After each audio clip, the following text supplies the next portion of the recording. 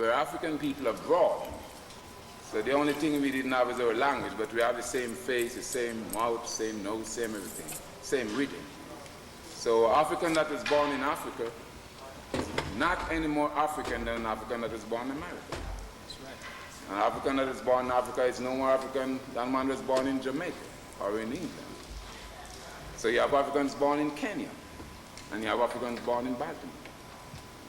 You have Africans born in Nigeria, and you have Africans born in Jamaica, but they're Africans. What they are? Africans at home and abroad, as Marcus Garvey said. So we're going to pour Tambico. We use water to pour Tambico, and we pour it upon the earth, because we get everything from the earth. The food we eat, the clothes we wear, the camera that brother have, cars you drive, the glasses, the watch, everything you use upon earth comes from the substance of the earth. You know, even the food you eat as a baby. The milk you suck from your mother's breast, your mother eat the food that comes from the earth, and then you suck the milk from her. So all things come from the earth. And water is a precious life-giving substance. If there is no water, there is no food. Everybody dies. Trees would wither away. You know what I'm saying? So we use water as a purification. We throw it upon this plant as a symbol of the earth. And we call the name of our ancestors in remembrance of their goodness that is done to us. We give thanks to the Creator for the rain and the lightning and the thundering and everything that He does for us, the fresh air that we breathe. So right now, as you sit there, you should remember some people who you can think of who have done something as an ancestor, like Marcus Garvey, Malcolm X, maybe somebody in the community who was a great teacher or a great social worker. Somebody, start in your minds now, remember, and you're going to call their names aloud. Everybody can call names together. You don't have to go in any harder. Call the name as it comes in your mind. And we're going to be using the word Eshima, which is an East African word, which means respect. The word what? Eshima, which is the East African word for respect. Instead of saying respect in English, we just say what? Eshima in your own language, you know. And you can use it at the workplace. Meet a brother, say Eshima, respect. And that's how you pass the language on, by speaking it. But to give honor to ancestors, we have to stand. And we have to hold hands if we want to. Hold hands as a family. Close the circuits of unity. And I'm going to pour it on beaker and call a few names. And then after I call a few names, I'm going to open it to the community. So you call names of various people who we can think of, who have passed on, but was instrumental in your consciousness, or instrumental in changing the social conditions across the universe for African people. They can be in Africa, they can be in Jamaica, they can be in America, but try to remember somebody you can think of as a model, role model. So I'm going to pour Tambika in the name of Marcus Garvey, Hashima, Malcolm X, Hashima, Martin Luther King, Hashima, Harriet Tubman, Hashima, Sojourner Truth, Hashima, Paul Lawrence Dunbar. Hashima, You can call names. Hashima, Everybody call Hashima, Leonard Davis, Sean Roberson, Hashima, Amos Wilson, Octavia Roberts, John G. Jackson, John G. Jackson, Chancellor Williams, Sheila Dungy Houston, O.C. McKay, Jay Rogers, We have enough ancestors. Call their names. Kwame Nkrumah, Malcolm X, Patrice Elijah Muhammad, Sojourner Truth, Harriet Tubman, Hashima, Those who died on the plantation. Hashima, Bob Marley. Hashima, Ramesses II, All the liberation musicians. Hashima, All the liberation poets. Hashima, All the liberation teachers. Hashima, All the liberators. Hashima, Home and abroad. Hashima, Report and Beagle for the future of your children. Hashima, Report and Beagle for the prosperity of this event. Hashima, Report and Beagle for the unity of our people at home and abroad. Hashima, Report and Beagle for United States of Africans. Hashima, Report and Beagle for the complete liberation of African people at home and abroad. Hashima, To those named and unnamed, we pour Tambika and we say, Eshima. Remain standing, please. Yes, sir. And hold hands. Give a bigger Eshima for the ancestors. Bigger Eshima. Right, that they can hear you.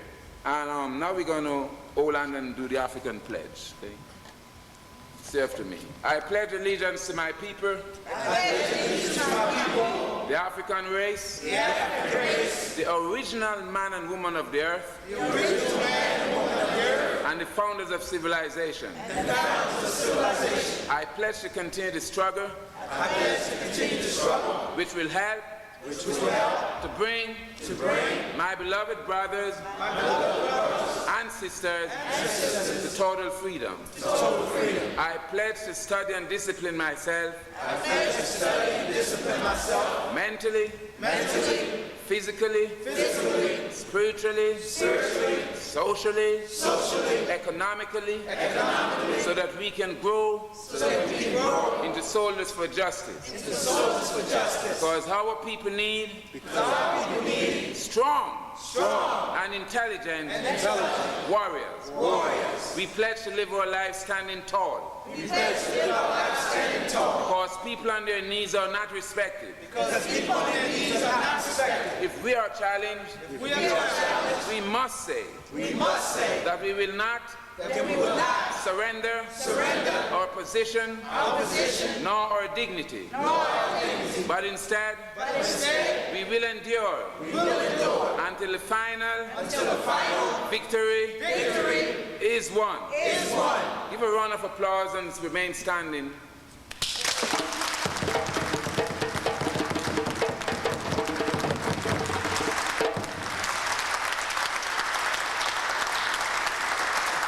We have a word in East Africa that is called Arambe.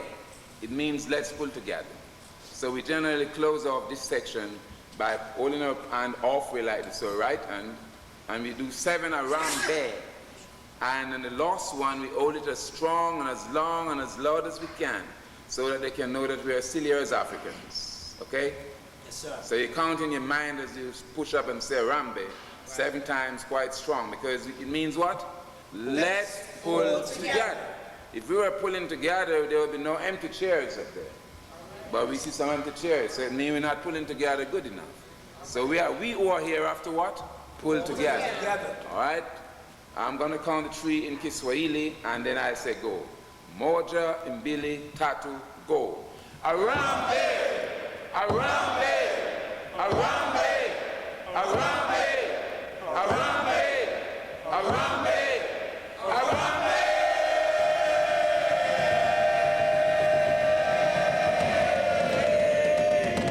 Hug the nearest person beside you and say you're my African family.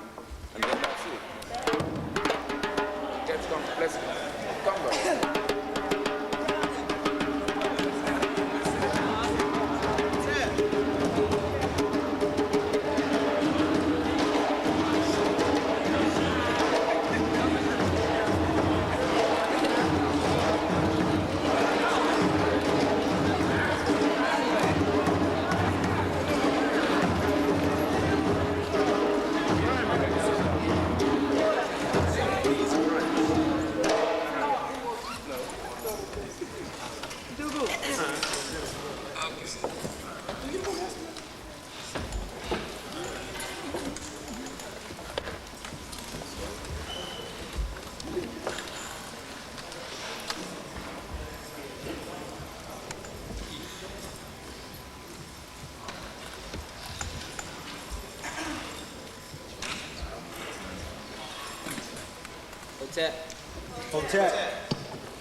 Hotep.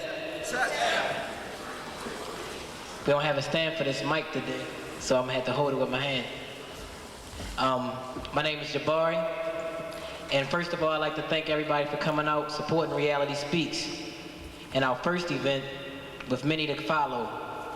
I know that this auditorium is not full today, but soon it will be. That's right. Reality Speaks has big plans for Baltimore City. Basically, we plan on blowing Baltimore City up with information so that people will be inspired to stand up. We would like to thank the following people or businesses for helping us in one way or another.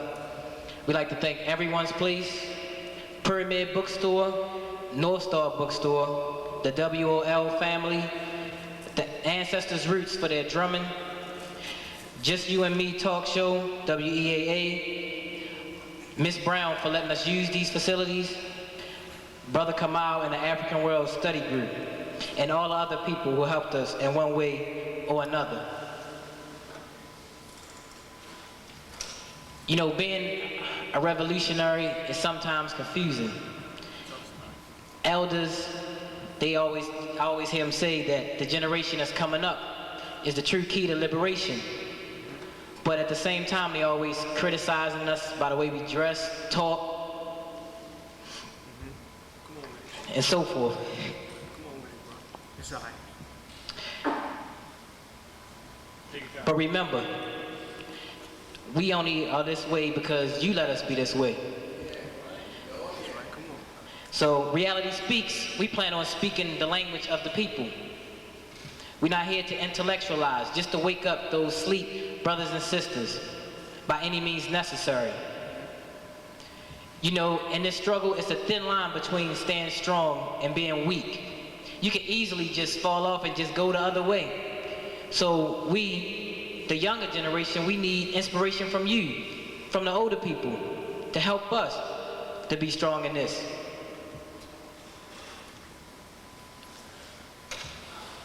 On that note, I'd like to bring Sister Malika to tell you a little bit more about our organization.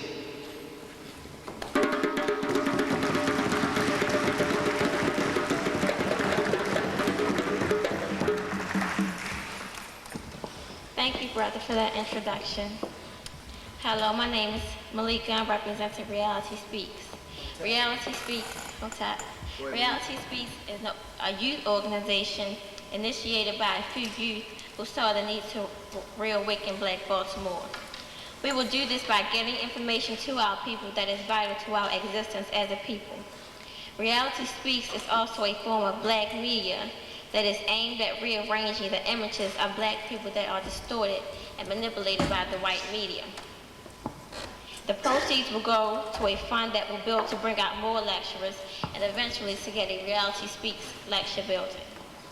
We need the support of our Black families so we can make this a just society. Thank you very much and enjoy the lecture.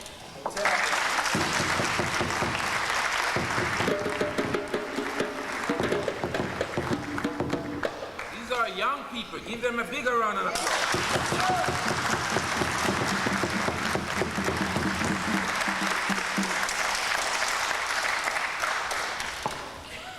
We have a special guest that's joined us today, and that's Brother Clarence Mitchell, and he's been helping us out over the air, telling people about this program that we put on here today. He's been really helping us in a big way. So now I'd like to bring him forth to say a few words. Brother Clarence Mitchell.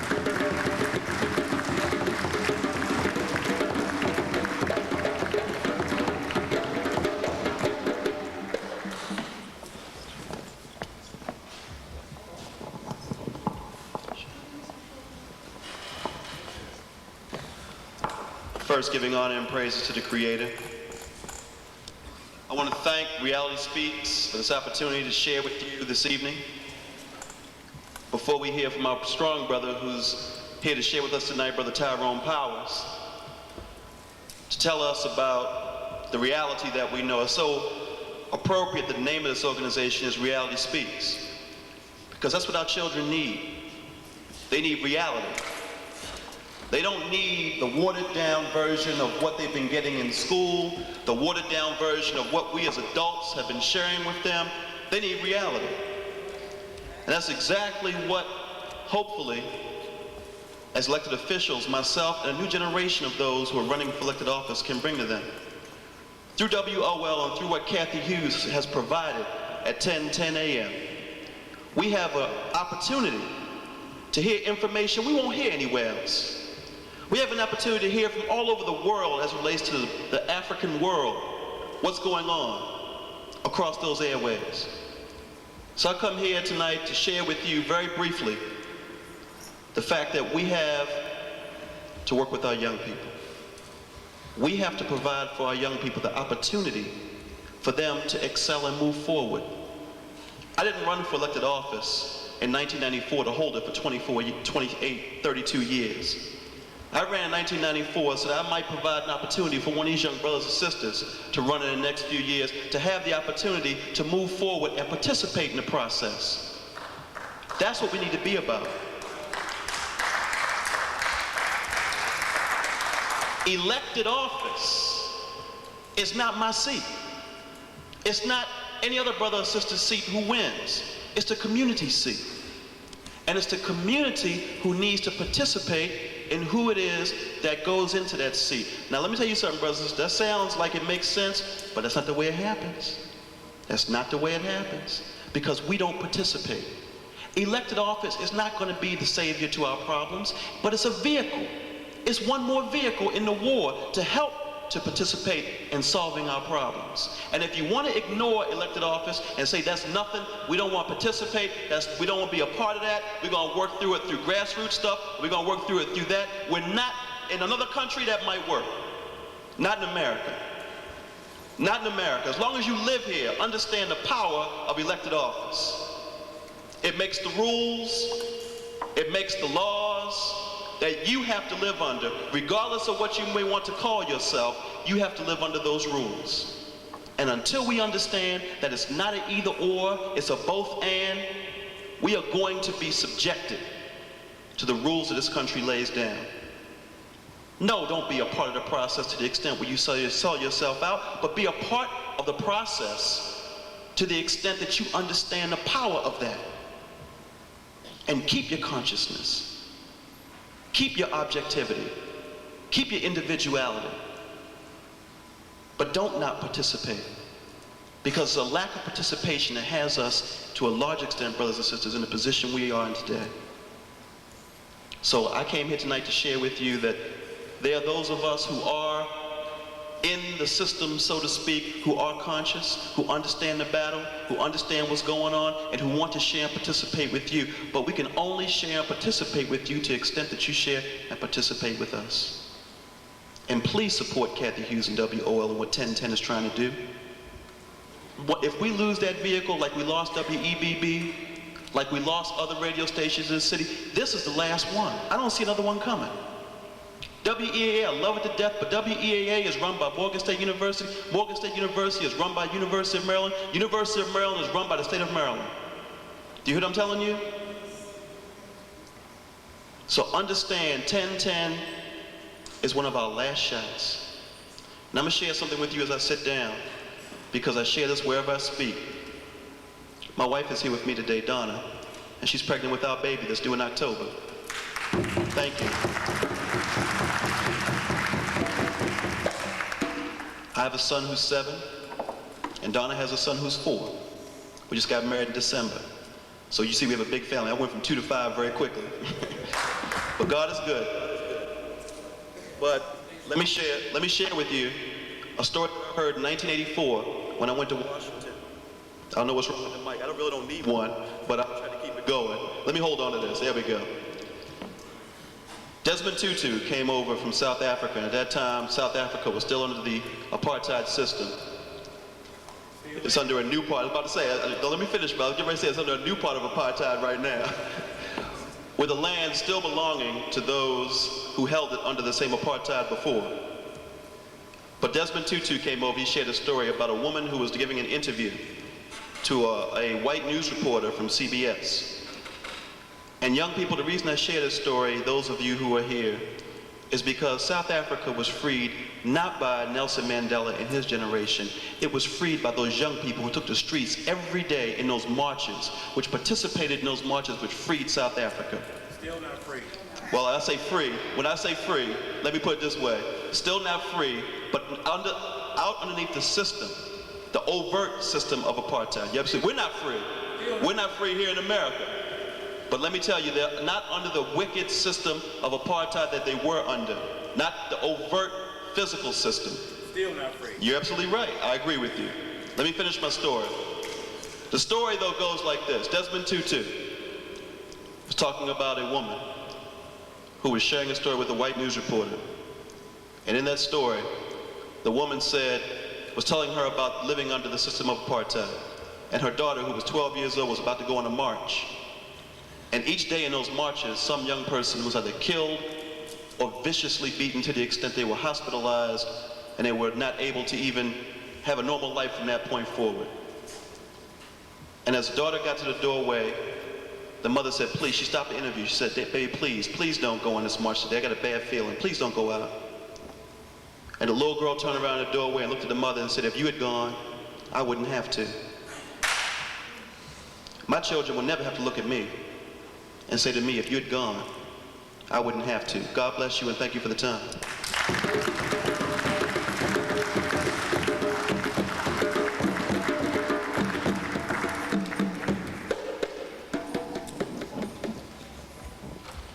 Thank you, Brother Clarence Mitchell, for those words of wisdom. Next, I'd like to introduce to you a powerful brother. A brother that won't shut his mouth, and we don't want him to. He is now studying to get his PhD at Reality Speaks University. His PhD in revolution, that is. That's right, we don't need no crackers to tell us that we are doctor. We make our own selves doctors, and Reality Speaks. Check.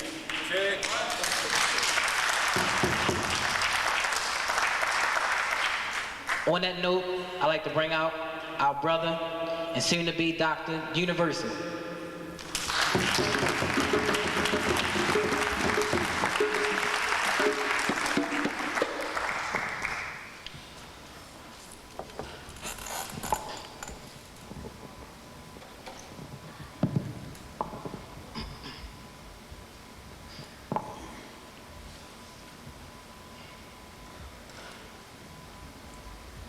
Take your time, bro.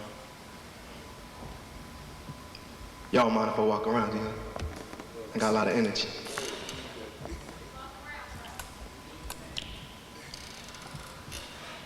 I want to talk to the warrior spirit. There's been a lot of warriors that have fallen. And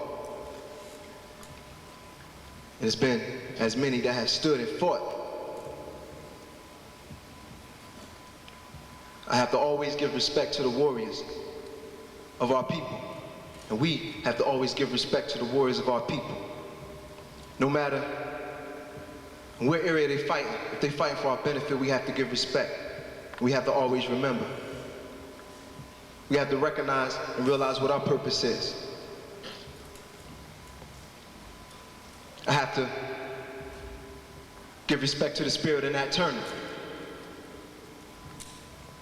I have to give respect to the spirit of Haruka Huti. I call on the power and the spirit of all the brothers and sisters all over the world who are going through what we are going through here.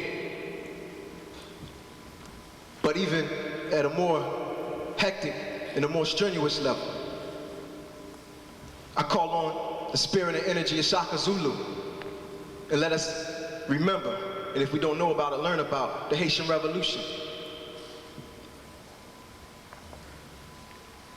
I call on all of the living who know and don't know what's going on to join us. Reality Speaks is calling you. We represent the young people, the ones who are awake now and those who aren't.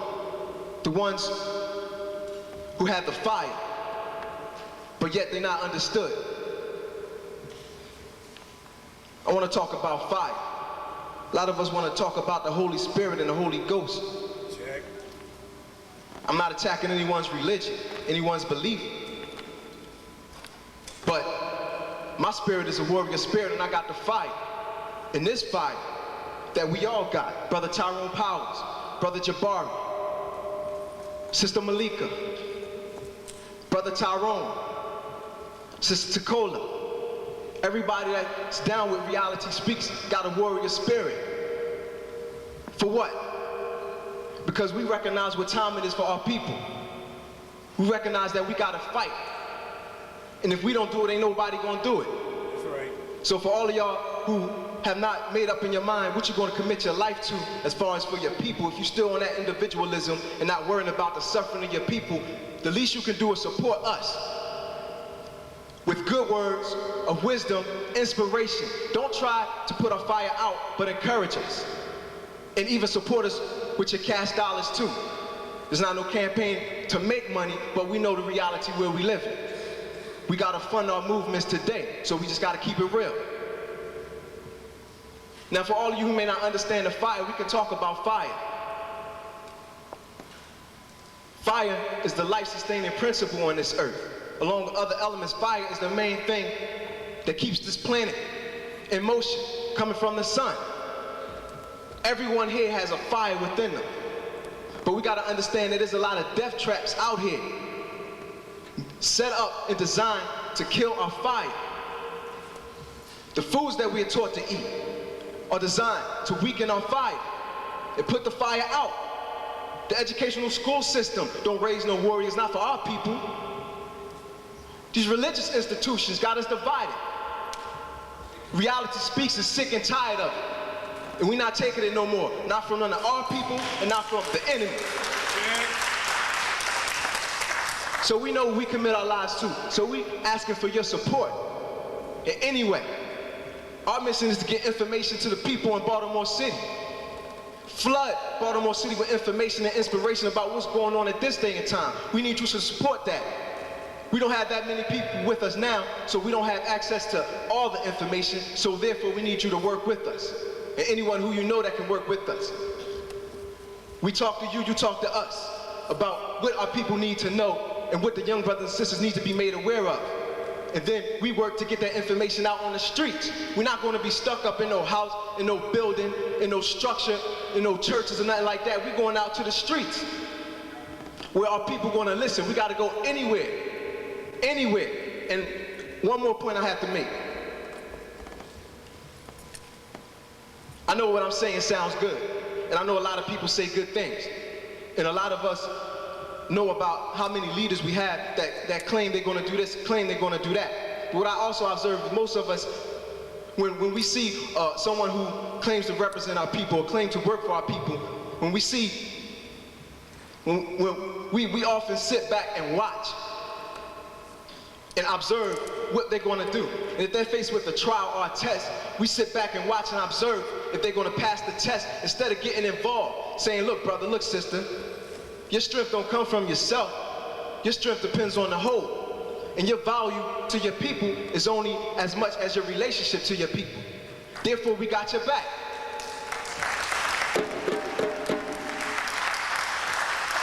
So, when you see us saying things about what we desire to do, this is God speaking. This is God speaking, because God is reality. This is that fire that governs life in the universe, in our solar system, that keeps the planets in motion. If we don't have fire, we don't have creativity, we don't have change, therefore we die. We don't have a desire to build and elevate. So it's time that we nurture the fire and support the people that want to do for us. We want to serve you. That's what we're saying. And if you don't see us doing what we say we're going to do, come and talk to us, push us, inspire us. That's your duty, because we're putting ourselves out here like that. That's the least you can do. Check. So, on that note, this fire is what made us want to bring Brother Tyrone Powers, the explosive. Tyrone Powers, if you read the flyer, it said explosive. Explosions deal with fire. We don't want no weak people coming to talk for us. We want somebody that's going to teach the truth. We don't got no time to waste.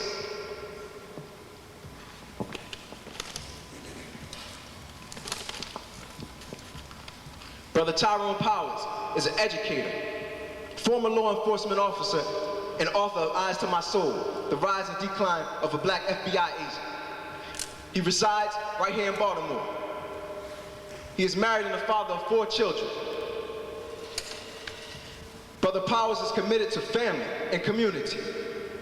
The writer's extensive criminal justice acumen, amassed over 13 years, has made him a well-known voice of consciousness within the black law enforcement community and an emerging force of enlightenment for all black people, if we just listen to reality. In 1982, Brother Powers was one of the youngest recruits serving in the Maryland State Police. In 1985, he was selected as a Maryland State Police recruiter. His duties required him to identify the most qualified police candidates and to represent the Maryland State Police at various functions with other agencies.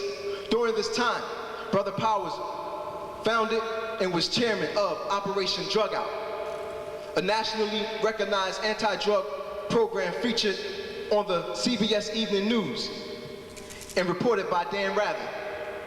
He also served as an assistant to United States Congressman Perrin J. Mitchell. Brother Powers is also a part-time professor of criminal justice and public administration at Coppin State College right here in Baltimore. He is regularly sought as a motivational speaker. So open up your eyes and let him speak to your soul. In 1994, he was awarded the Alfred McKenzie Award from the Washington Lawyers Committee for Civil Rights and Urban Affairs for his stand in the black FBI agent suit against the FBI for racial discrimination. Recent media exposure includes an appearance on ABC's Primetime Live, interviewed by Chief Investigative Correspondent Brian Ross. The segment dealt with the FBI's failure to investigate civil rights abuses, police brutality matters, and the FBI's support of 2 Detroit police officers convicted of second-degree murder. So this brother, with his love for us, and truth and principle, he has taken the time to come and speak to us. Everyone should have a notepad out, unless you just have a photographic memory. Everyone should be taking notes and pay attention, because he has some important things to say about the duty of the youth today, about the FBI role in the drug epidemic, about the church burnings, and about these freedmen people that we've been hearing about on the news lately. So put your hands together and give me your attention and let reality speak. Peace.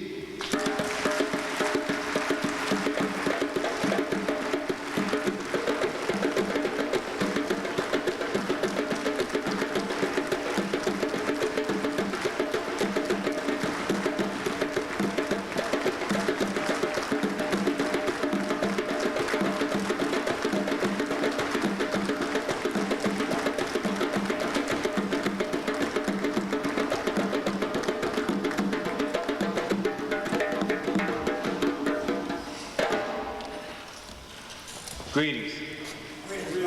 I am happy to be here today, happy that I was invited out by Reality Speaks.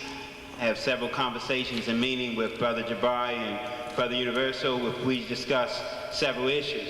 And I think what is important and significant about them is that they are young people trying to do something, being active in the community.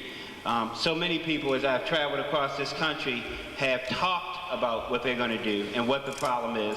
Well, these brothers are active, not only in this form in which we are set up in tonight, but certainly in other endeavors, some of which they can talk about and others which I advise them not to talk about. But they are active in the community, no doubt about it.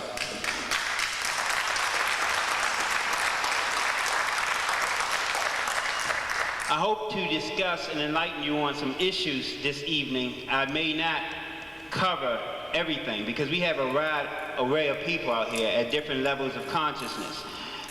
But I will allow at the end, if I don't discuss something that you want to know about, then please ask me questions at the end. I won't, I promise you, hide from any questions, any concerns that you might have. In fact, as I was in Philadelphia a few weeks ago talking to a group there, I told them that when individuals come before them, no matter who they are and where they come from, they should have questions, because we should dissect everyone who comes before us. So often in our history, we've been confronted by people who come before us who are traitors. So you always should have questions. Ask questions of everyone, never accept it at face value. My experience tells me that somewhere in the midst of our audience tonight, even in this small audience, that there will be some FBI informants. For my 10 years in the FBI, that experience had let me know that there are definitely informants and I'll miss, and that is just the normal procedure of the FBI. It's not a big thing. They pay money, they get informants, and they have them come out and report on things. Well, I don't really care, because whatever I say tonight, I will say to them. There's no fear in me whatsoever. So I want to welcome them, because they don't realize, even in their treacherousness, they serve a part in our liberation. Sooner or later, they will serve even more important of a part. But also, it should be known to them that with my experience of recruiting informants and snitches, that I am also able to identify. So they really want to be very careful in the role they play as they come to these events. Just a warning. There are also individuals who are not informants all the time, but what the FBI call FOBs, which stand for Friends of the Bureau, which mean occasionally they will bring information to the FBI out of some sixth sense of patriotism to some cause, which they don't even know what it is. For those of you who are FOBs, I welcome you too. You serve a purpose too, and sooner or later you will certainly be identified too. Not a problem for me, with my experience. But more importantly, I want to welcome the people who are sincere. Now, Brother Jabari and Brother Universal talked about the size of the audience here today, and that the auditorium is not full. Well, to free our people and to uplift us, it's a struggle. No doubt about it. If I was to come here and give some patriotic speech on the FBI, we could fill the auditorium. Right. In fact, the FBI would do the recruiting. With their sources in the media, they would make sure that everyone come out. CBS, ABC, NBC would be here to cover the event, because they have that kind of power to bring it about. But it really doesn't matter the side of the audience, because we can go forward for whatever we have. We must go forward. We can't worry about the odds, and we can't be discouraged about the amount of people present, because that has a tendency, through the psychological effect on of discouraging. You say, well, this is all I've got. Well, I'm not going to take a stand because the brothers are not here with me, or the sisters are not here with me. Well, don't allow that psychological ploy and game to keep you from the goal that we all must obtain. We have to go forward, and we can change things as long as we don't give up or give in, despite the size of the audience. So that's not a major problem. First of all, let me say this, that I want to discuss first, and I want to handle this kind of an informal manner. What I want to discuss first is the black church bombings, even though it is not first on the agenda on the sheet. And that is so significant to me, because as I have traveled and as I worked in the intelligence area of the FBI, I've had the opportunity to interview individuals from around the world. And many of them, as I've sat down and interviewed them, I was supposed to be interviewing them about something else, but wanted to talk about black folk, have indicated to me that there is a sort of disrespect from other communities. And in specific, I interviewed several Chinese students who said that what they learn about black people in their country is what is given to them by the Western media in this country. And then when they come to this country and witness us firsthand, as they come in mass to our universities and colleges, and see us falling prey to the lies and propaganda surrounding something like the bombing of our churches, it feeds that disrespect that they already have.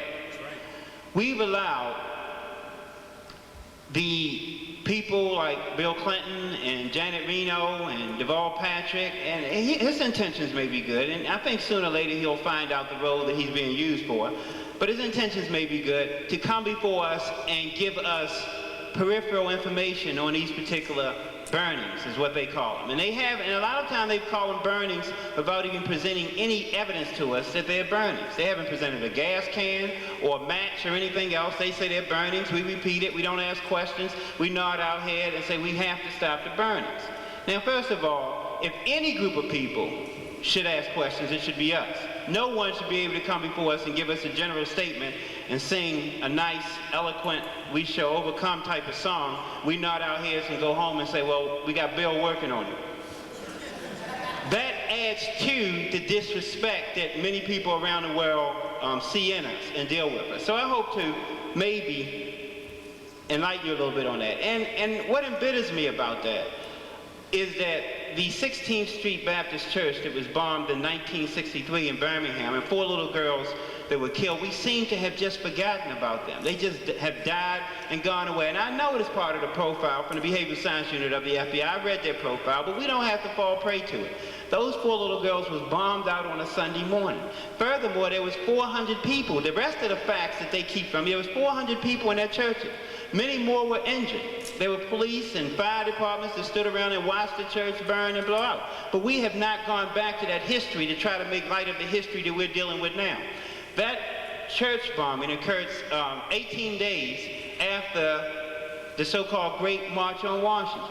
Here we are now witnessing an increase of bombings right after the Million Man March. The parallels are frightening, but they're right there before us if we really begin to study history for using it. Not just so we can quote dates and talk about these famous people, but actually so we can learn something from them and use some of the knowledge for us. The parallels are almost frightening. Now, if we look back at that particular bombing of the 16th Street Baptist Church, one of the first things that would come to our mind, and we would be able to see up front, is that the first people, those conscious individuals around that church accused, was the police and the fire department. And here we are today saying that we need the local police to do more. Back then, they immediately said, wait a minute, there's some complicity here. You just can't bomb a church and they not know something about it, especially in those rural areas. And some of you have been in those rural areas. You know Sheriff Billy Joe and the boys. They know everybody in and out of that area. They know who come in and who go out of that area. But our investigative techniques, even with using history, have failed us, because the first people we should question are the police. The first people we should question are the fire department, and not have them questioning our people. We want them to go out and do more interviews, and we need to be interviewing them on the face of it. History tells us that, if we choose to use it, that we need to interview the sheriff. In one particular case, one of the police departments said that one of the officers who was doing patrol had dropped the card off 10 minutes before the church was burned. And so they wanted to let you know how vigilant they were. They were just there 10 minutes before it was burned. Well, my investigative skills tell me that the first person you interview is the last person that was at the scene before the crime occurred or when it occurred. But what we did is applaud the fact, or some of us did, applaud the fact that he was there 10 minutes earlier, which means they were being vigilant. If he was there 10 minutes earlier, that's who I want to question. He's the first suspect. You know how it's done in our neighborhoods, right?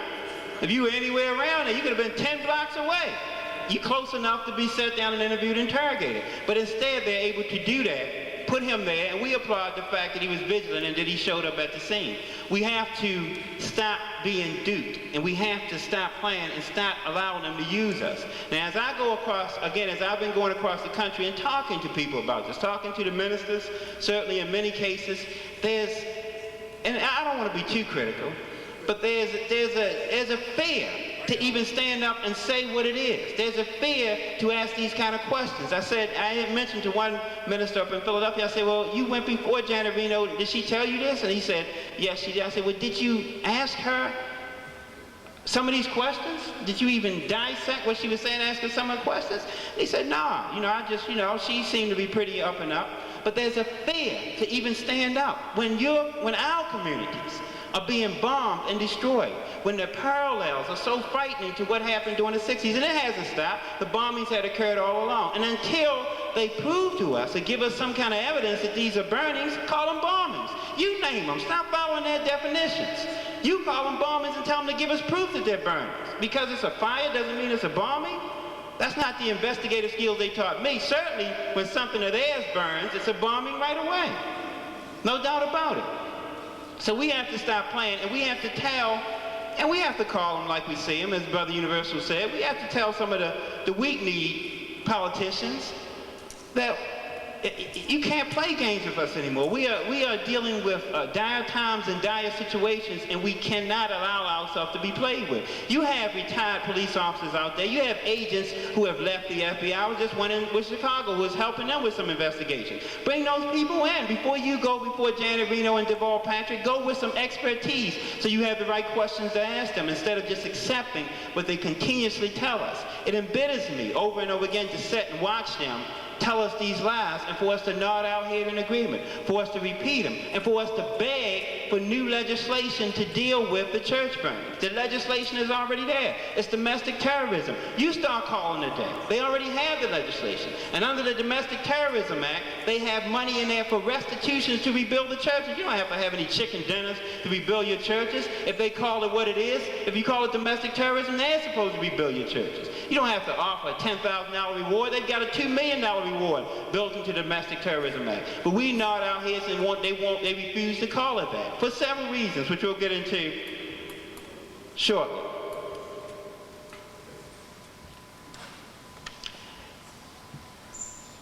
Well, let's get into that now, before we get too far from it. One of the main reasons that they refuse to call it domestic terrorism is economics. And we know this is a capitalism system and it works on capital. They have a multi-billion-dollar event occurring in the South, the Olympics in Atlanta. Now, to call it what it is, by definition, to say that this is domestic terrorism, and then for you to stand up every day on television and say that we will hunt down terrorists wherever they may be in the world, and then somebody say, Bill, right here, man.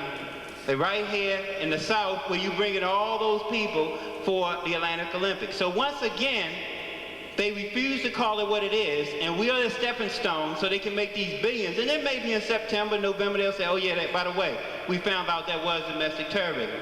They're playing with us again to make that billions of dollars, because again, how they're reluctant to call domestic terrorism and then bring the world not only to the United States, but into the South where the terrorism is taking place and call it domestic terrorism. And our ministers, I'm afraid to say, some of them, not all of them, realize that. They realize the games that are being played with us. And they continue. So if they realize that, and you don't speak up, and you don't take a stand, and you don't mention this to Bill, and stop worrying about photo opportunities and handshakes and him come singing songs and giving speeches to you that he don't even write, if you continue to do that, then you're going to continue to be disrespected, and it's going to continue to be a joke.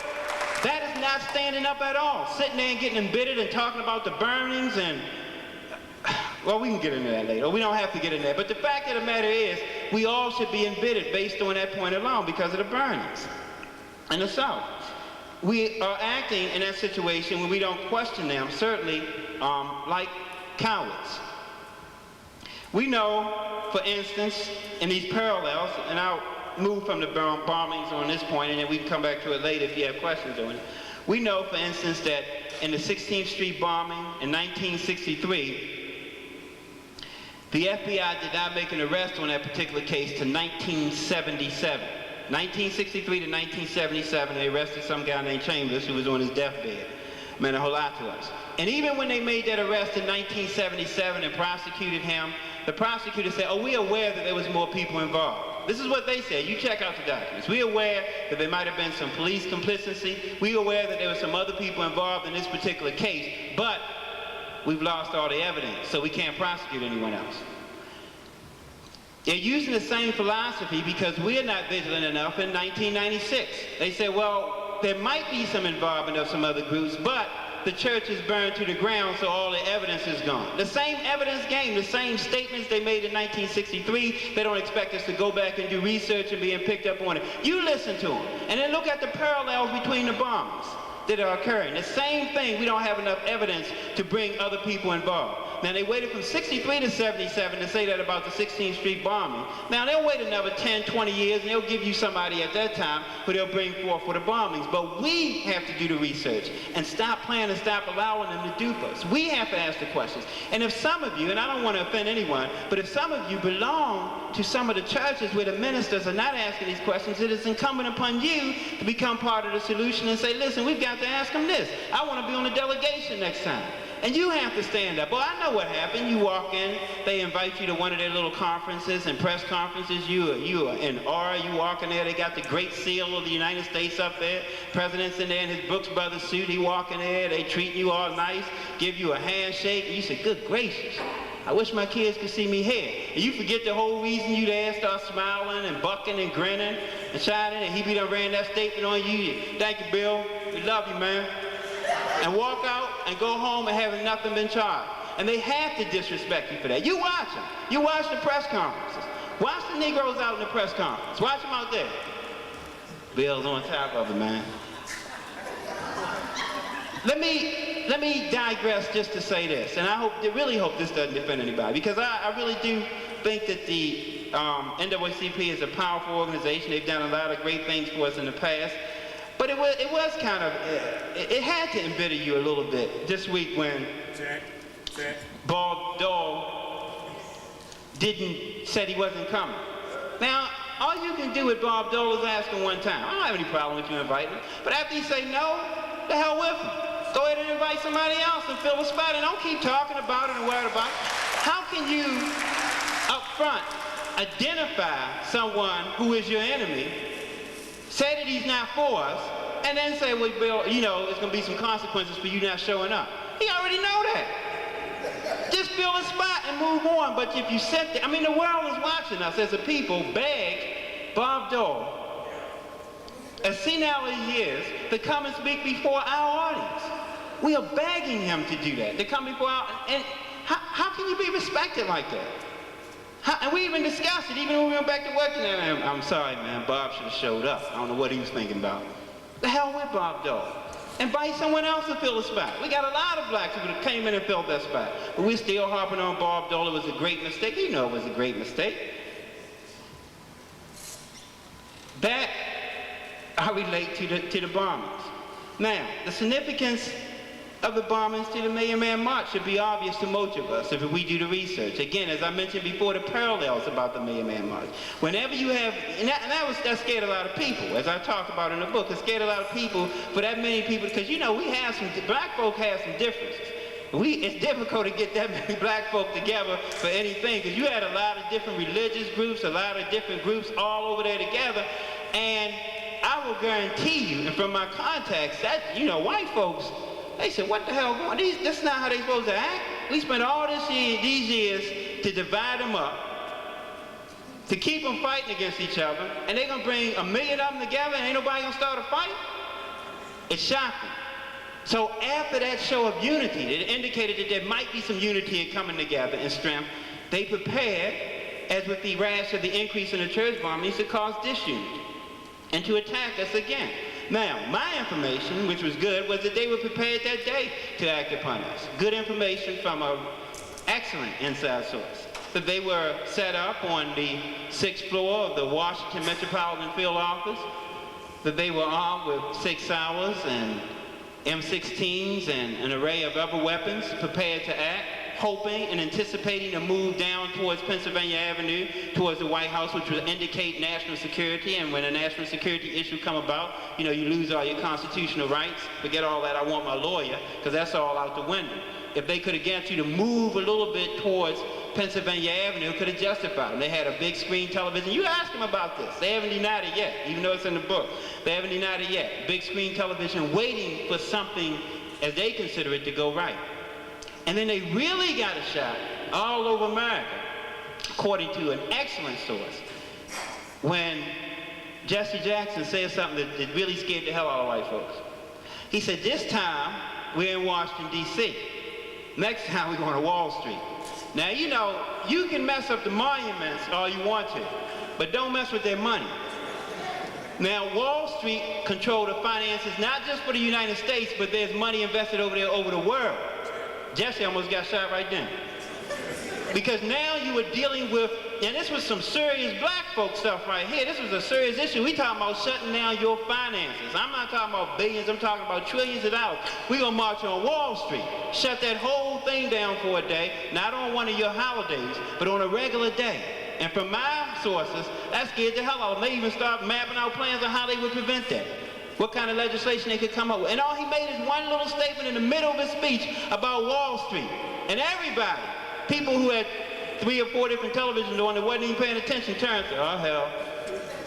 Because that was something different. That denoted a seriousness, a willingness to go even a step beyond. And that scared the FBI. In fact, I have it upon good information, they began making plans for such an event. That's when we scare them. When we begin to make serious issues and talk about serious, like we know what we're talking about. That Wall Street thing indicated a little knowledge that they didn't want to deal with. Quickly here, let me talk about the agency that is heading up your investigation on the black bombings, the ATF. Good old boys. The ATF was originally organized during Prohibition. Someone said today, I'm trying to get where this information is coming from, this false information. Someone said they just came about in the 1980s, but they've been around a long time. They came around during Prohibition. They were responsible for dealing with tax laws, dealing with alcohol and cigarettes and firearms, just tax laws. They're not even in the Justice Department, they're in the Treasury Department, okay? They don't even have a reason to be involved. They're not seeking justice, because that's not their job. Their job is to deal with money, plain and simple. They're in the Treasury Department, still are. In 1981, their president, Ronald Reagan, said, this organization haven't done anything since they came about. They're inept. He requested that they be completely dissolved. So they were inept. This is what Ronald Reagan said. You check them out. This is what he said about it. After the Waco incident, the Treasury Department did a 220-page report, public record, down at the library. You check it out. And in their report in 1993, when they suggested that the ATF be dissolved, again in 1993, they said not only did the ATF handle a sensitive situation ineptly, but they tried to cover it up with bumbling, with lies, and obfuscations.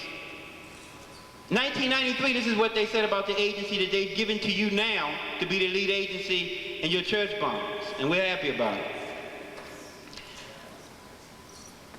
And knowing that they bundled that investigation and lied about it, we're surprised when they said they began to interview church people about other crimes and other things and accuse ministers in the church.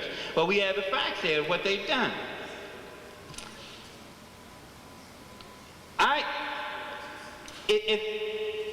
It amazes me that organization can continue to be the lead and investigatory agency in that investigation. The Congress and the public said that they should be dissolved. No doubt about it. They said the ATF should be dissolved, and now they're the lead agency in your investigation. Now notice they're not the lead agency in the investigation of that bombing over in Saudi Arabia. Soon that happened, Clinton said, give me the FBI, put them on a plane and send. I said, but somebody should have said, hold up, Bill. These ATF guys are pretty good. They're doing the churches down south. Why don't you send them over? He ain't even talked about them. Haven't even said a word about ATF. Federal agency, he has the power to send them over, right? They under his demand. Not one ATF agency is anywhere over in Saudi. He told me he just wanted them to stay away from it because they don't know what the hell they're doing. But yet, they're the lead agency on the investigation of the church bombings. And we're not out here to allow that to occur. Again, they're playing with us. John Johnson, who's the Assistant Treasury Secretary for Enforcement, said that he could not say with any certainty that some ATF agents are not members of the white supremacist groups. That's the guy in charge. He said, I can't say that the people who I'm sending out to investigate your bombings don't belong to the KKK. That's what he said. He can't make any promises because he don't want to get himself in trouble, come to find out that they are. Because after the good old boys meeting, he instructed them never to go back again, and he found out that the agents still went back to the good old boys meeting after that. He said he disciplined a few of them. But he doesn't have any evidence that they're not involved in the white supremacist movement, which is really growing here in the United States.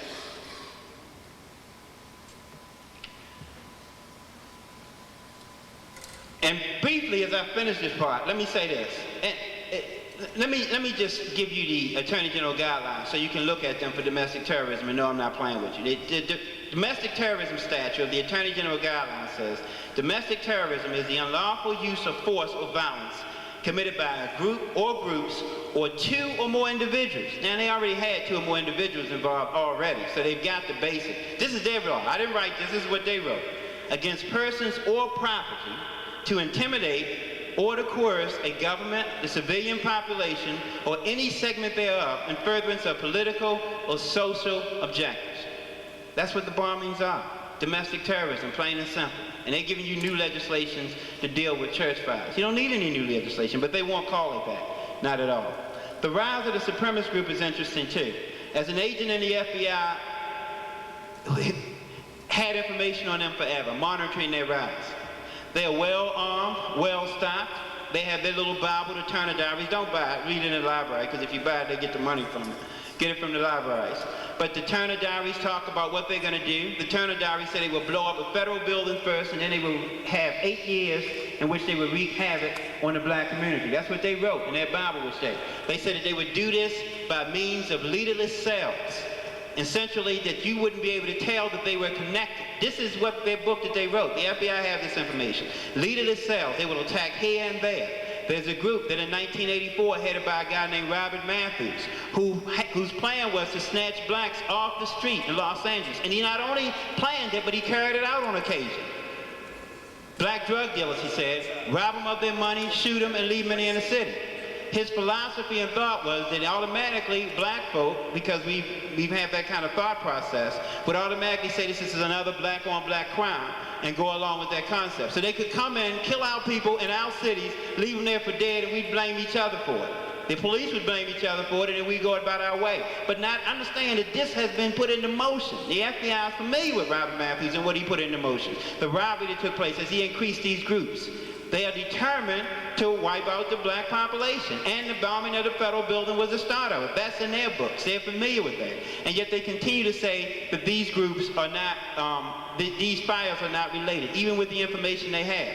Now, in spite of all that, in spite of the information about the rise of crime, the rise of these white supremacist groups, the weapons they've amassed, the indications of how they're going to go about their plan, how they're going to attack blacks, and their literature, they say we won't stick together anyway. They will divide us. Again, the same old Willie Lynch thing. It's in their literature today. As we speak, it's in their literature. How the groups have amassed themselves and dealing with that. That's in their literature. How they come into the community, how they will attack us. All that is in their literature today as we deal with them. And in spite of all that, and I have to give credit for Coleman Young, the mayor of Detroit, for this. In spite of all that, we have this concept of gun control.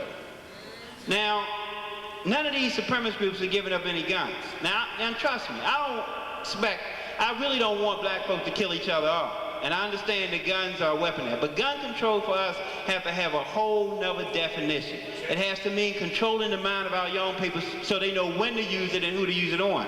But you can't, I mean, history tells us you can't disarm in the middle of this kind of garbage going around. Coleman Young, the mayor of Detroit, who had a high murder rate one year, came in and they said, Coleman, we want gun control. And Coleman Young to them says, no way in hell I'm going to disarm a city full of black folk when you got all these white folks surrounding us with weapons which you refuse to take from them. He said, if we're going to take weapons, we're going to start out there and we have to surround them. That's what Coleman Young said that got him in trouble. They are increasing their weapons. The intelligence information is there. And black folk trading their weapons in for toys. Tennis shoes. Toys.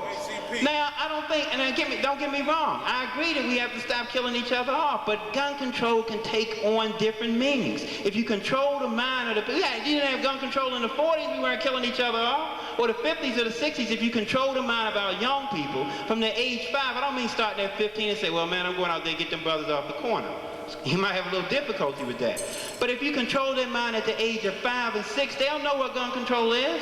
They'll understand that they don't kill off their people. But this is being put out in our community. And even the organizations who are calling for it, they have to do better homework. I mean, we have to stop being duped. The organizations are well-meaning in their heart, but they have to look at the intelligence information. Even the Southern Poverty Law Center, Morris Deeds, who put out information on all these groups. Now, we have to be careful of Morris Deeds because Morris Deeds is kind of a wishy-washy. He talks about all these supremacist groups, but then he called blacks who organize supremacist groups too, but he never say anything about the ADL or the JDL. So be careful of him. But we can even look, you can even listen to him and use his information without following his whole line. Let him, you know, you have to decipher with him. Don't take him on face value because he's got some problems himself. Right. So we need to look at that. Moving away from both of those topics to the drug epidemic in our neighborhoods. I came out of the FBI Academy and went to Cincinnati, Ohio. And for 3 years, I worked undercover, off and on, in different organizations there. And I can tell you unequivocally and factually, even though this is hard to get through to our people, there is certainly never was, and there is no war on drugs in America. It's ridiculous.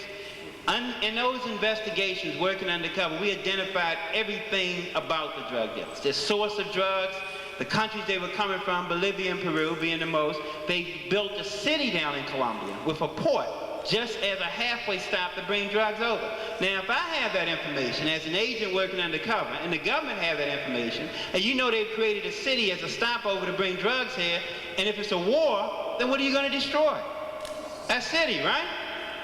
Common sense. When your government went to war with Iraq, where did they attack? The ammunition depots. They were searching those Scud missiles. We've got to get them before they get off the ground. Well, here they know where it is. It's believed, they know how the fields are, they know how it's set up. They know the whole economics of the system. And they know even the city ports, as I reread on our intelligence papers, the city ports in which they set up as a halfway point to bring the drugs to America. They know how they bring them in. And they give you this propaganda about we're fighting a war on drugs. Well, they haven't done that, and they won't do that. As I began to work those undercover investigations, as you got so high up in the investigation, you would get a communication from FBI headquarters, and it would simply say on a sheet of paper, no further investigation to be conducted. And you say, well, hold up, I know who did. No further investigation to be conducted. That's all you've got.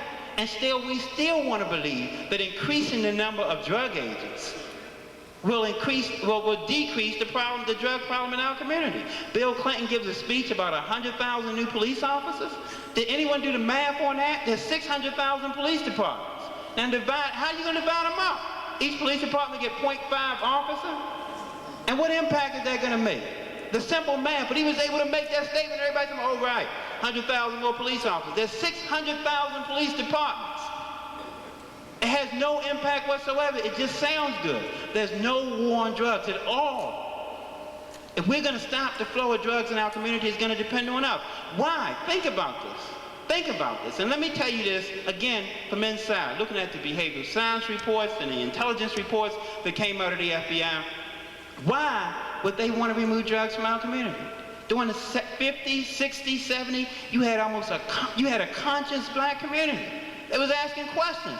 Bill would have never been able to make that eloquent speech and sing that song with some of the brothers from the 60s. You know it. They said, Bill, we're sorry, man, but you got to leave here with that mess. But now they're able to do that because a lot of us, because of the infiltration and the infusion of drugs, have become what Ralph Ellison calls sleepwalkers, walking zombies. So why would you want to take people off of that, make them conscious again, and then have to answer their questions and deal with them? Why would you want to take the young people off of that? Because that's what they fear the most. The communications that I saw, we know that's why Brother Fred Hampton was killed up in Chicago, because of his Breakfast for Children program. Because he was bringing in the young people, and he would bring them in, he would feed them breakfast. We don't want to do nothing for the young people except talk about it. But he would bring them in, and he would feed them breakfast. And then even the parents who was reluctant to take their children to Brother Fred Hampton said, well, listen, you go over there and get a meal. That's all he brought them in, and then once he began to talk to them, he knew where they were going to be at 15 and 16. He knew he was building a brighter future and they weren't going to be on drugs because he had them at 5. And he fed them. And he did more than just criticize them and point them out. He fed them. They had library programs where everybody in the community, in your neighborhoods, where you had to contribute a library. Every week when you got paid, you had to go buy a book. And you build your own libraries in your community. You had to worry about Kurt Smoke closing down libraries because you control what books was going to go in that library. Everyone in the community, when you get your paycheck, you stop by the bookstore, you buy a book, this is where the library is, this is how we're going to house them, this is how we're going to control them. And the children in the community have something to read all the time, supplied by the community.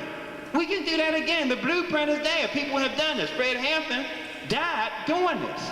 Died with an FBI informant putting something in his Kool-Aid and the FBI walking in and shooting him to death. But not because Fred Hampton was the great orator of Malcolm X or some of these other people. He had targeted the right group, or for this government, the wrong group, which was the young people at an early age. We don't target them at that age anymore.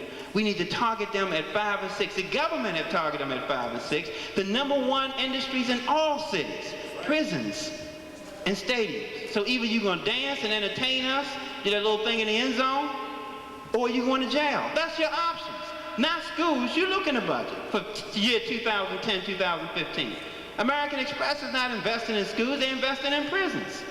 They've already determined, because they get our youth at the age of 5 and 6 and determine where they were going to go. This drug organization I was involved in had charts and graphs. Amazing. Now, why don't they tell you that? Why don't they tell you that? Because they don't want you to know. Had charts and graphs where they were going to target young people in our community. And I saw the charts and graphs. I worked on a case at the age of 6. They were going to bring them in They were going to have them as lookouts for the drug dealers. Then they would promote them up the system. And then after they promote them through the system, they would become street-level dealers and drug dealers. And the ones who had great potential would continue on. But by the age of 30, they assumed they all would be dead. This is their charts, the cartel's charts, indicating what would happen to the drug dealers. That they would all be dead by 30. Then you got to go back and recruit 6-year-olds and bring them back in the system again. Now, if a drug dealer in the community began to get too flashy and all, then they would kill him off because he could possibly bring heat on the organization or the people who they call legals, people who are legitimate, accountants, lawyers, doctors who are involved in this trade. They call them legals. They could bring too much heat on them. So what did you do? You go across the town, you pay another gang to drive by and shoot them. They tell us that on the news and we say, oh, hell, look at that. They're out there killing each other for no reason again. Not even stopping to dissect it to see if it's a planned assault. Is it a plan to it? But they can automatically feed us that if we don't ask questions. Gil Scott Hearn says that drug investigations mean no further investigation to be conducted. Just say it was drug related and we'll believe it and let it go. That's what we did with Huey P. Newton. We don't know. I mean, maybe it was, but we don't know. They said, well, you know, ain't that a shame? We all said, oh man, Huey went down. But nobody asked questions. They just give us that information over and over again. Now, let me tell you, from insider's point of view, they have profilers. There's a unit at FBI Quantico. And go down there and check it out. Don't take my word on this. Check me out. At Quantico, Virginia, there's a unit called a Behavioral Science Unit. They tell you that that unit is set up to do what? To profile serial murderers. There's about 30 serial murderers in the country every year, and all of them white, between 24 and 30. You check out the profile. So what, I mean, that's all you got to look for, people like that, right? That unit is set up to do more than that. It profiles our community, what we will respond to. They've been told through the intelligence reports that we are very emotional people, right? So appeal to their emotion for 6 months and then you can go away and they won't have another thing to say about anything. They appeal to our emotions all the time. The black church bombings, you watch. I was glad that WL is still talking about them because what they expect is us to get tired of them tomorrow. All right, man, and can't you have another show on? I mean, why don't you stop talking about the bombings, man? I mean, why don't you get with some of that Oprah stuff, right? Let's forget about the bombings for a little while, man. You know, because that's what they expect. But it is not just a coincidence. They have profiled us. You check out the unit at Quantico. Again, I ask you over and over again, do your research. Don't just take my word. That is what is there, to appeal to our emotionalism, that we will look at it for 6 months, that I can come out. I can tell you what's going on in the FBI. First time it ever happened, a black agent come out, Donald Rothschild came out, right? They put H over his family's face and all this kind of stuff. Then they gave Donald Rothschild $1 million and ain't nobody heard from him again. He know what's going on in the organization, right? They gave him $1 million, gave his wife a $500,000, and both of them gone and live happily ever after, right? Didn't tell anybody anything else at all. That kind of philosophy, right? But they don't expect this kind of information to come out. And they don't expect, and even if it did, this is the kind of audience they expect. This is a small audience, but that's all right too, because this is the Rusito. They expect that I'll come out, that I'll give you information. A year from now, they can whack me off, right?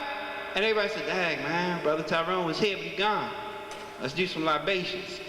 Call it quits. That's how they have profiled us, right? Yeah, man, that brother was strong. He said some things, man. We ain't do nothing about it, but he was strong, wasn't he? Yeah, man, I got his picture hanging in my house. That's it.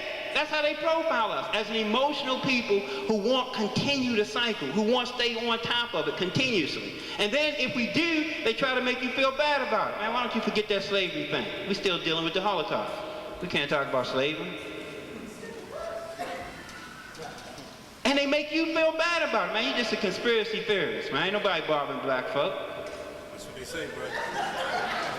And some of the Negroes by now, well, I'm not going to say nothing else about that, but you're right, we talk about that too much. But they have profiled us. It is not a coincidence. It is intentional. There's a unit there that does this. They know that they'll appeal to our emotions. They know that we will abandon our leaders. We always have. They know that, right?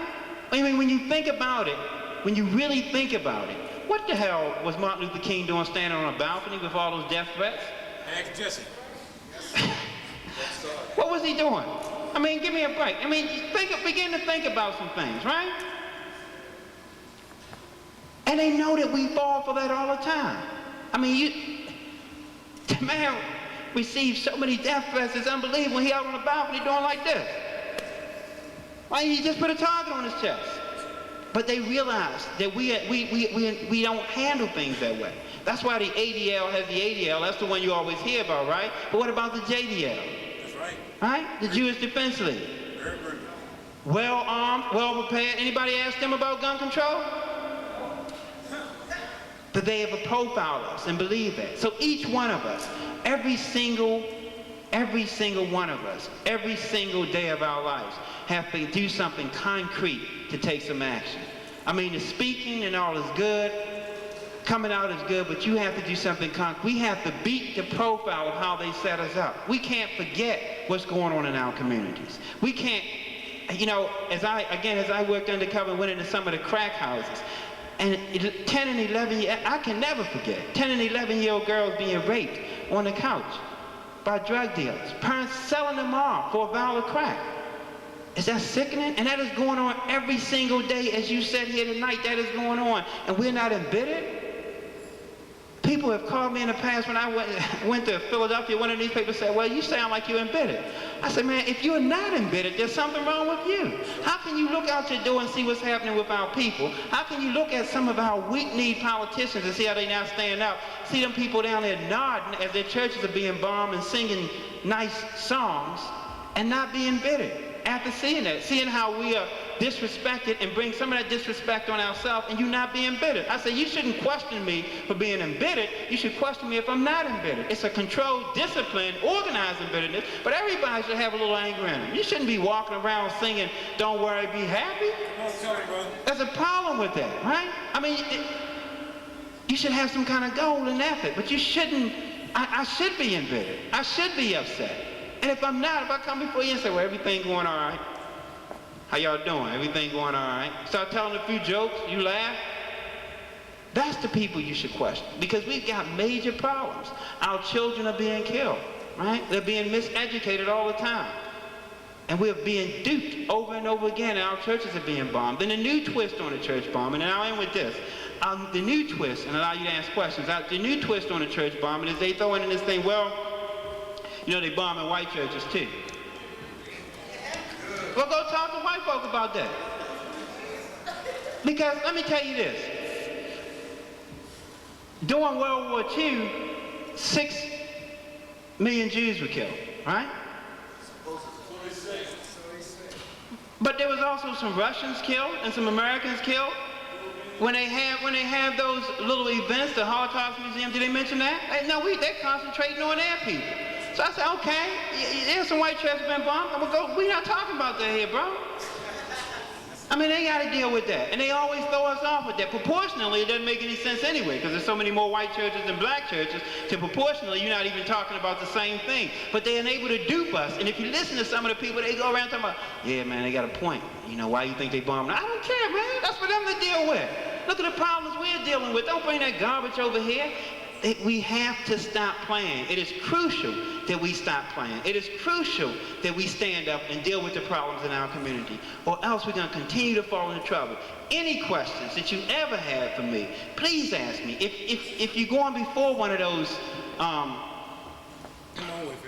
if you're going before one of them, if you're going before one of those committees and you want to ask some serious questions, talk to somebody who can give you the questions to ask. Ask them when they give you those cases, well, who's the case agent? What is he doing? When they come to your house, let me give you some inside information. And the FBI come to your house and knock on your door to ask you some questions. They profile it. We'll just close the door, get that old tough look, blow out chest on. What you want, man? Get the hell away from here. Don't do that. Invite them in and play the same psychological games with them that they play on us. If they begin to ask you questions, ask them questions.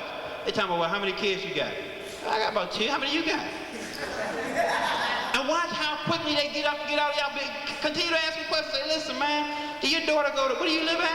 I said, well, I'm here to ask you. I just want to know where I live out in Anne Arundel County. Did your daughter go to Anne Arundel Elementary School? What grade is she in? What's her name, by the way? Begin to turn the thing around, because the profiles say we don't ask questions. Begin to ask them and do it in a nice, quiet manner. Hey, man, how you doing? Where you get that suit from? I'm not here to talk about myself. Oh, okay, well, we just having a good time. Watch they get up and get the hell out of there and watch their report. They can't say you were hostile on your report, but all of a sudden you're not acting like a Negro. Now, you're supposed to just shut up, be scared, shake in your boots, or even slam the door in my face. That's the 2 options you got. You're not supposed to turn around and ask me questions about my family, and if you happen to know something about their family because you've already found out that they're the case agent, ask them about that. Say, man, I saw your wife over at the market. How you know that was my wife, man? I just saw her over at the market, bro. I was just gonna bring her up. She had on a red dress. How you know, man? And then watch how they get the hell out of there. Because they have intelligence on you, turn the intelligence around on them. Gather some information. When they had them Klan rallies, don't go down there and throw bottles and bricks. That's what they expect you to do. That's what you've been profiled to do. Set up a tripod with some cameras on it. And as they walk by, say, excuse me, snap some pictures. Especially with the young ones, because you know they're going to run for office 10 or 15 years from now, right? The pictures hurt them more than the bottles. Snap some pictures of them as they walk down the aisle. Wave to them. Mr. Klansman, excuse me, could you drop your hood? Watch the whole different way. They go out there expecting battles. Where they start the process at, go to the beginning and write down tag numbers. And I say, what you doing right now? They don't know whether you can run them or not. What you doing right now? My tag number. Just write down your tag number. I can do that, can I? Don't say anything to them, nice and quiet and polite, and go to the end where their family pick them up so you can see their wife and all pick them up. How you doing? Could you get a picture of their wives? Right? That's intelligence work. That's what'll scare them more than any of that other stuff. That's what they do to us. But they expect us just to throw bottles and things of that sort. That will have more of an effect on them than any of that other stuff put together. Because then they say, wait a minute, man, these people got some kind, they doing some stuff here. What's going on? This is not how they were supposed to react. Change your whole mode of thinking. Throw the same intelligence they put on you back on them. They recruit informants in our community all the time. It's easy, right? They begin to offer money for informants in our community. Well, they got some drugged out people in their community. Go over there and offer some money, right? See how the difference is. Or if you don't offer some money, begin to ask questions. So when did he come out of his house? When does his neighbor say, man, there was some black guys over here asking some question about you? He gonna quit his job, man, ask for a transfer the next day. Because it's a whole different thing that they do to us all the time. They don't even have the respect. They disrespect us so much that they send, now you know you're a disrespected community when they're doing a surveillance and they send white folks to park a Chevy Impala in your neighborhood and they're supposed to be undercover to do a surveillance on you. Is that disrespect? I mean, you would think they would get some Negroes. They got a few of them in there to put them in the community, but they send white folks in your community in a Chevy Impala with almost an FBI tag number on. And you know all those cars, all police cars start with certain letters. They have to get them that way at DMV. And they come and park them in your community and act like they're just sitting there eating lunch. Give me a break. They don't even respect, but do the same thing to them. Then watch how their whole view of you changes. They don't expect us to use the same techniques. These brothers here, Reality Speaks, are going to be doing some things. They're going to change this whole concept of doing things the old way. This whole concept of throwing bottles at these rallies. You watch what I tell you. This group is going to move forward. This youth group that you've come out to deal with tonight are going to definitely move forward. Not with the old tactics that don't work anymore. Not with the songs and listen to eloquent speeches. And they might go to press conferences. Because I've advised them, go to press conferences. When they have that PTA meeting way out there in Frederick County, a few of you show up. Just sit in the audience. They're like, well, you don't have a child in this system. Yeah, but we just come and check it out. You come sit in ours, right? We know we got a 100% black school and 10 white people in the audience, something wrong, right? Just go out there and sit in the audience and take some notes down. Watch the different response when you go to their PTA meetings. When they have their meetings, sit in their meetings. This group is going to do some things, create some intelligence, and take a whole nother way of thinking and dealing with this community that has dealt with us in an adverse way. That's what we need. That's the kind of change that we need. That's the kind of change that this group is going to bring about. I hope you support them. I hope this is not kind of a one-time emotionalism, behavioral science unit, kind of feel good, yeah, I'm with you, black power kind of thing, and then go back home and, you know, pig feed and Oprah again. I hope somehow that changes. I hope you decide to make some concrete change because we need to do that. We have to do that. Because nothing that is going on now is a coincidence. It's intentional. Call me a conspiracy theorist, but I've seen the documents. I've been there for 10 years. And I know that this organization, as I continue to go out and speak, I know that we're going to, you know, and I've experienced it in the past, I won't be their little salesperson for it though. They're going to be threats. They're going to try to do things to me and all, but it doesn't really matter because every single one of us is obligated to get away from that selfishness that has been put into us for the Europeans and get back to the group concept. Every single one of us should be obligated to do something. Don't let your fear keep you from freedom. Don't let your fear control you. Go out and do something. You're going to die anyway. I mean, you're gonna die eventually anyway. At least make your life worth something. At least do something to save some of those children out there. Don't let fear control you. Thank you.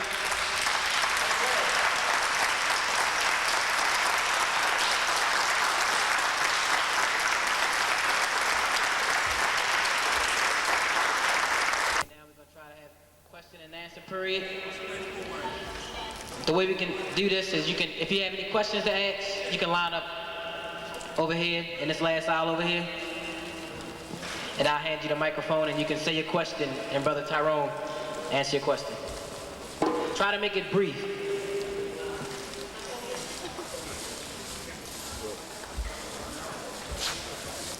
Do it like this. Okay. Thank you for the inspiring lecture, Brother Tyrone. I had a question concerning the FBI's role along with the IRS and the Federal Reserve Bank. Trying to get some clarification on what their tie-in is together. And also is the Federal Reserve Bank a part of the federal government? Technically, the Federal Reserve Bank is not a part of the federal government. It's a separate entity, which has always been a strange situation because it's an organization that controls the money of the country by controlling the interest rates. If you control the interest rates, you control the money, and they're not accountable to anyone. Once they are appointed, no one in the federal government, the president or no one else have any control over them whatsoever. All of those organizations, if you understand the power structure between the FBI and these other organizations, are definitely interrelated, no doubt about it. In fact, I would venture to say that the Federal Reserve, in the end, had more power than the presidency. And he knows that, and he doesn't control them. Because even last time, if you remember this, he was ready to appoint the head of the Federal Reserve. He disagreed with Alan Greenspan being the leader of the Federal Reserve again. But pressure from outside made him just quietly renominate him as the head of the Federal Reserve.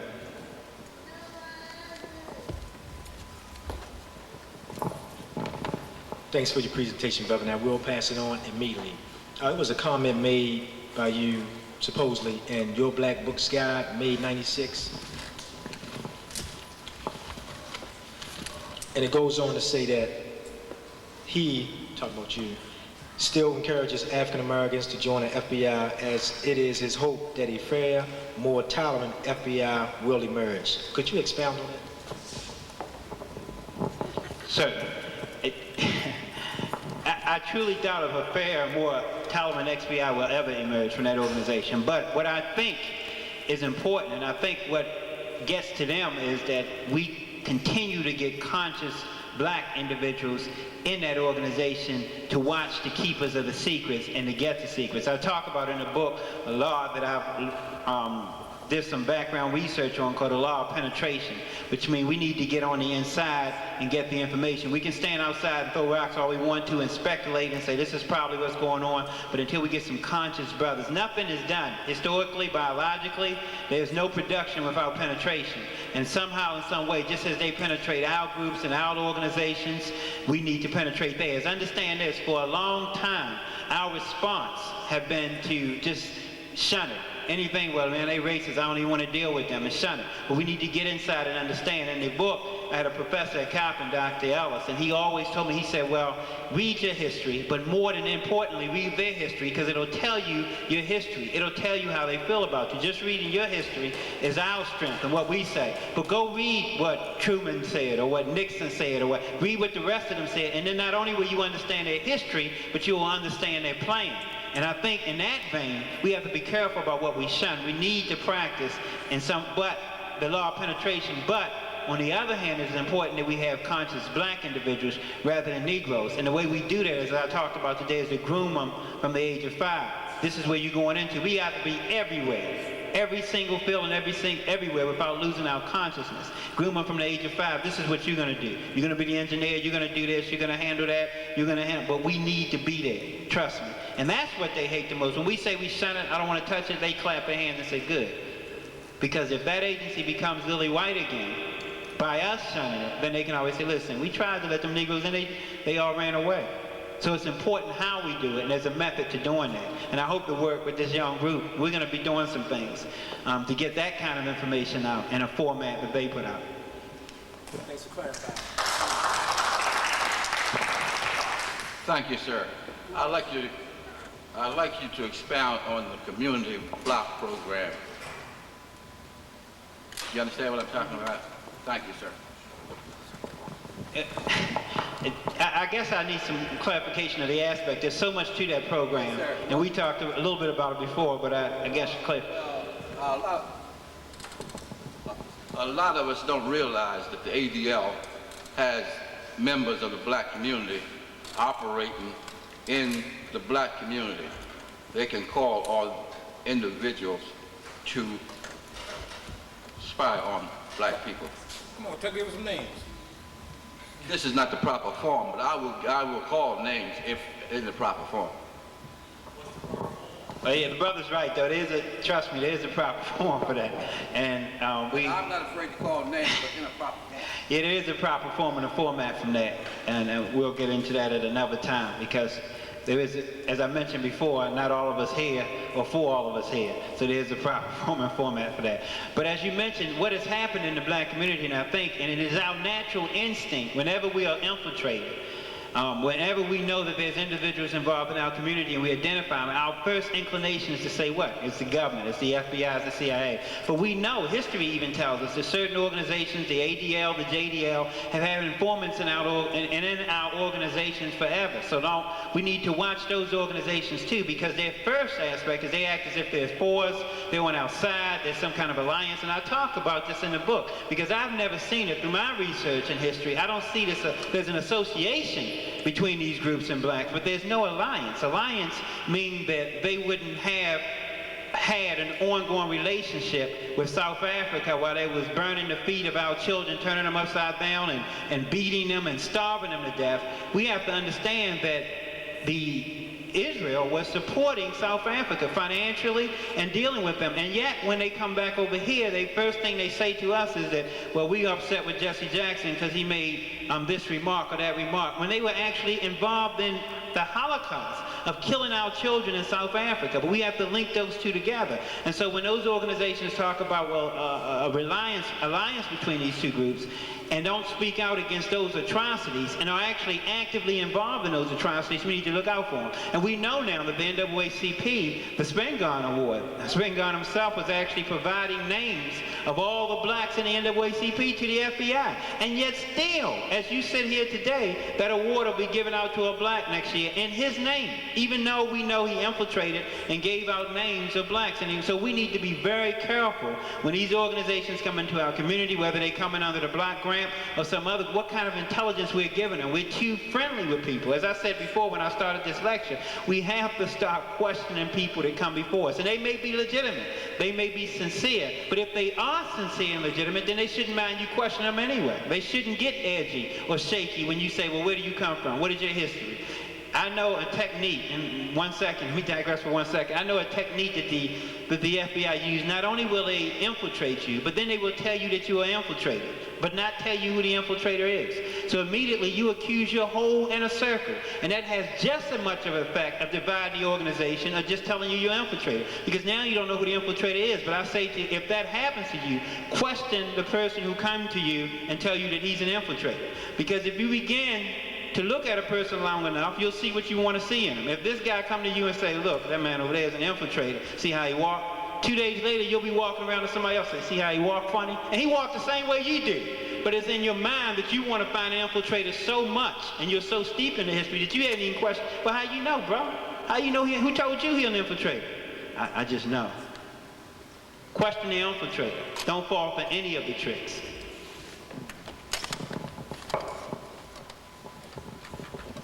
Good evening, brother. Appreciate you coming out this evening, and I'm in support of Reality Speaks as well. My question has to do with Abu Jamal, and the struggle that he's going through right now, and how they talk about how the FBI has been, on his trail since he was 14 or 15. Could you elaborate a little bit, and maybe how, some of these things could affect these young brothers?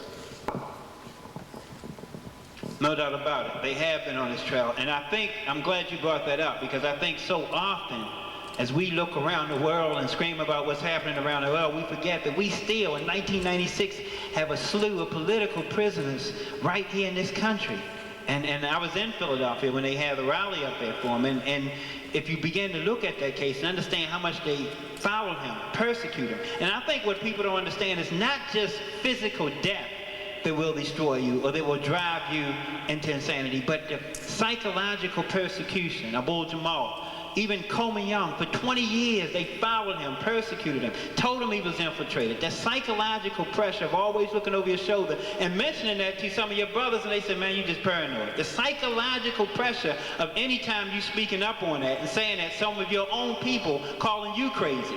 And then the people who are persecuting you, who are following you, who are identifying you, looking at you and laughing at you and say, listen, you can't, we can do this to you and you won't even be believed. So certainly he was followed and persecuted. And he is a political prisoner. We need to look at that more closely. Not only him, Geronimo Pratt is still in prison out in California. We need to look at these cases closely and understand what political prisoners really are, and we need to continue to bring that to the forefront, because it's out of sight, out of mind. We'll forget stuff that happened to us every day right in front of our face, but certainly for the political prisoners who are locked away and have been prosecuted and persecuted, we definitely want to forget them. These young brothers, we're definitely doing some talking. And again, there's a proper form for that, but we're definitely doing some talking and giving them a deep understanding of what occurred, how it occurred, and how it continues to occur, because nothing has really changed except us. We become less vigilant.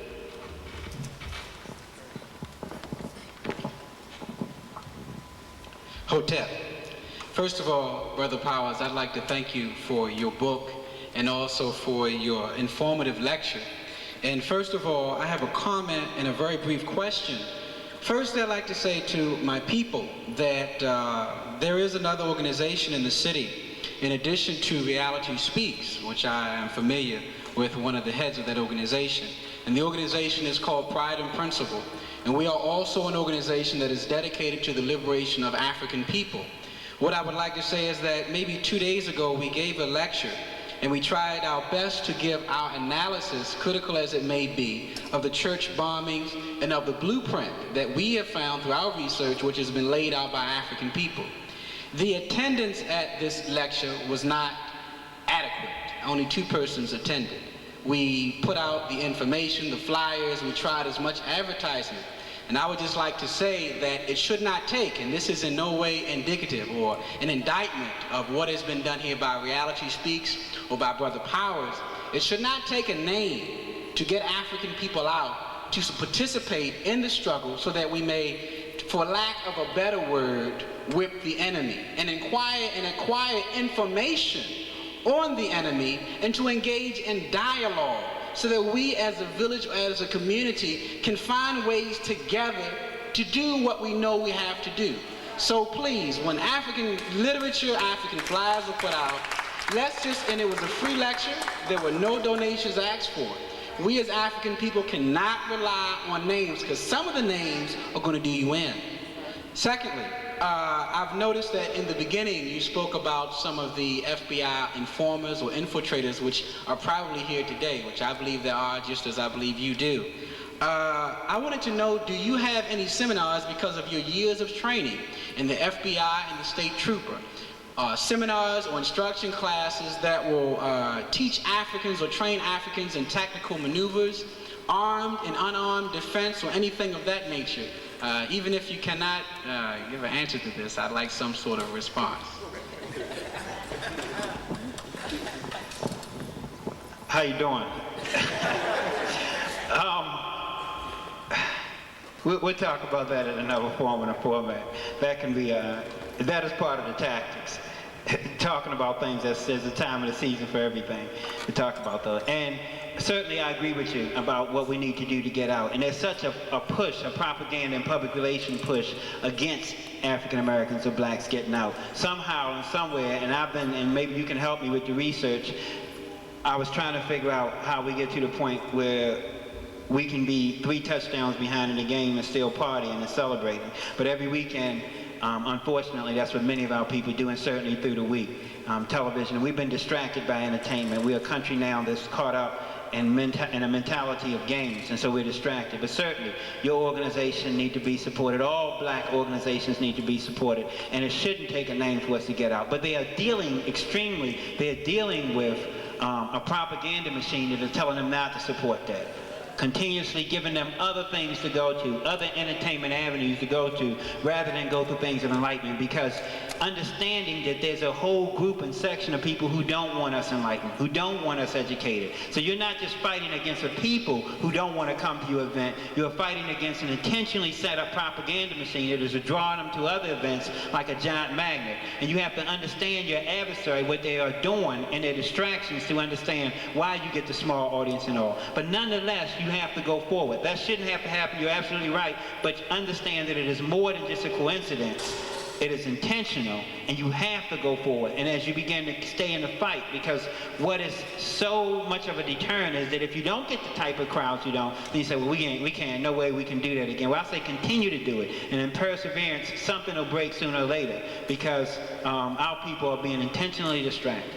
So I applaud what you're doing, and it shouldn't take a name. I'm sorry, this is an organization also funded by my queen and myself. This is not just myself. It's also profound. Well, excellent. I'd love to come out to some of your meetings. Whenever I'm in town, I've been traveling so much.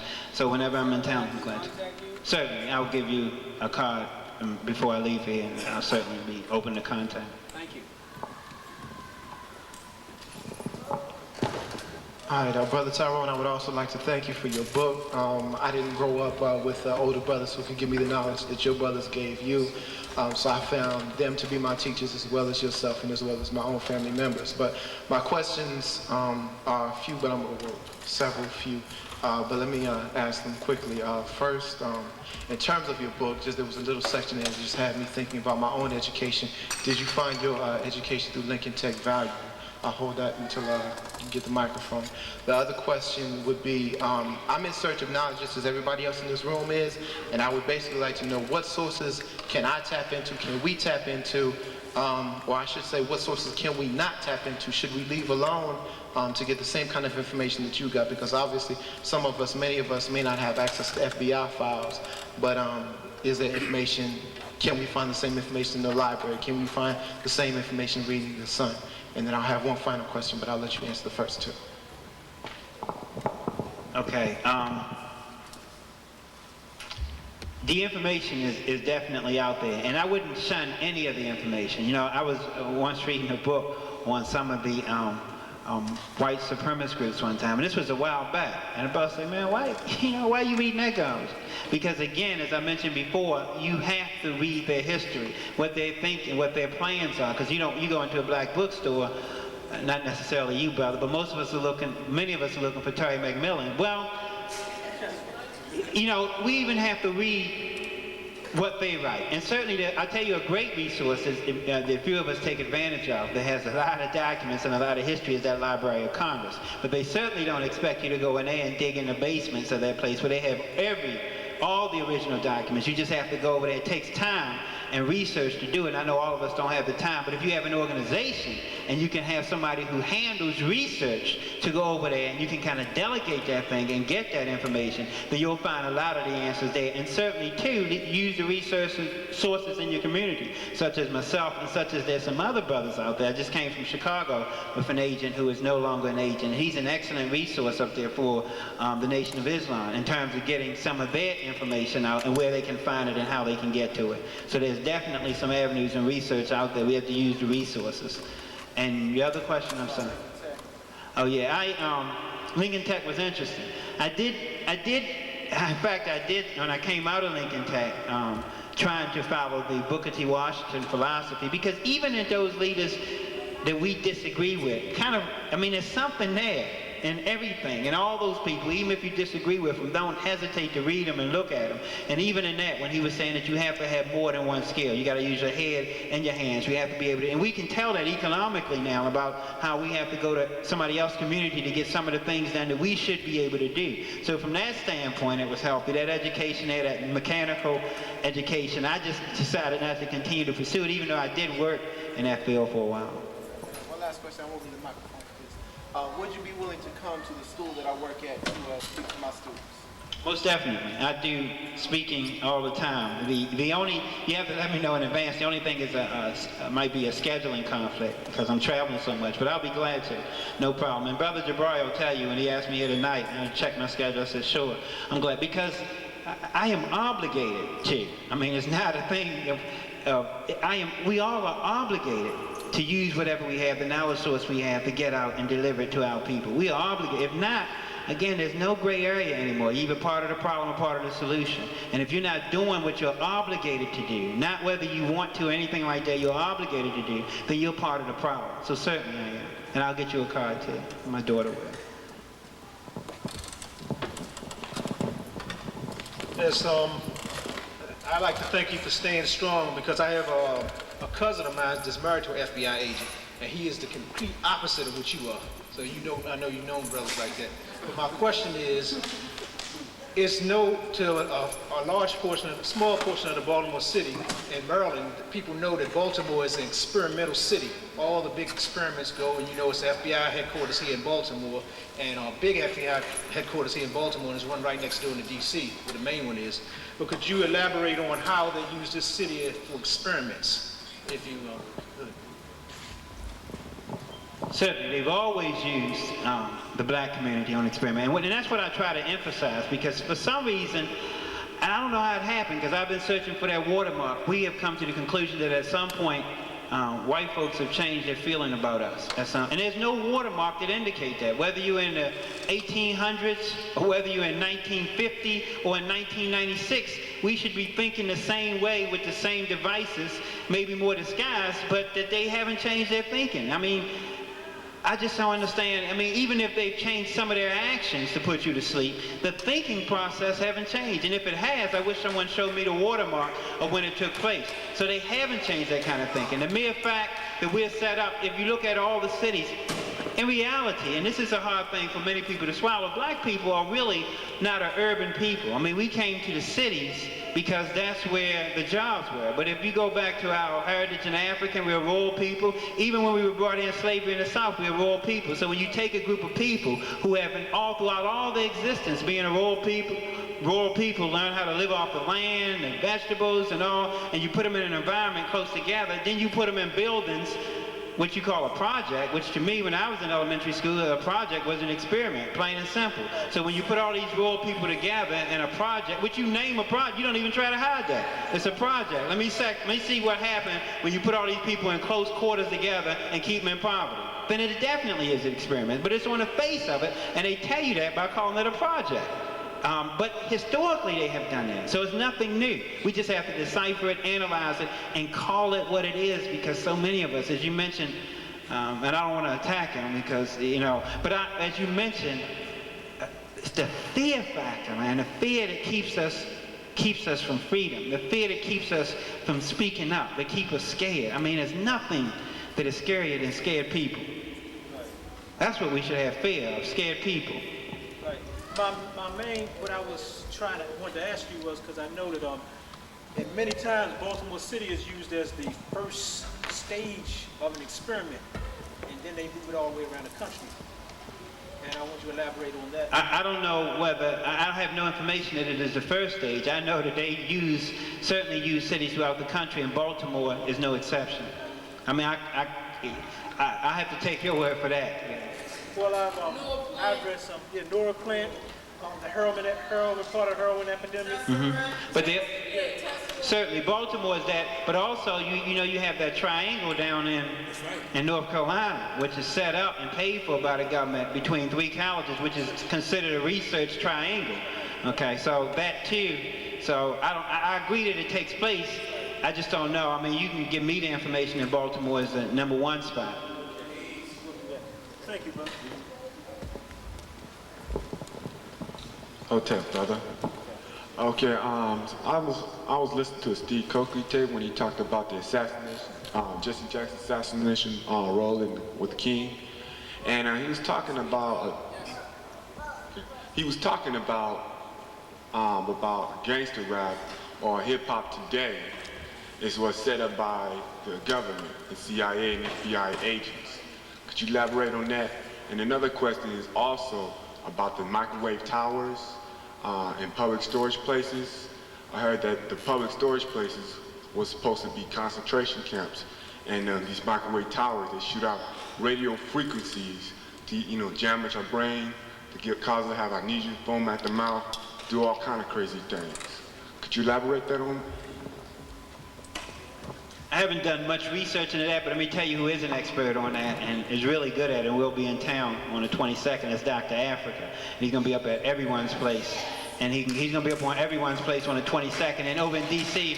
on the 23rd, I just had, we just did a series of lectures up in Chicago, and he handled that part of the discussion because he's done a lot of research on that and can talk to you deeper about that. What was the first part of your question? The first part of my question is about conspiracy. Let me say this, and you can identify it on the face of it, in a common sense way on the face of it.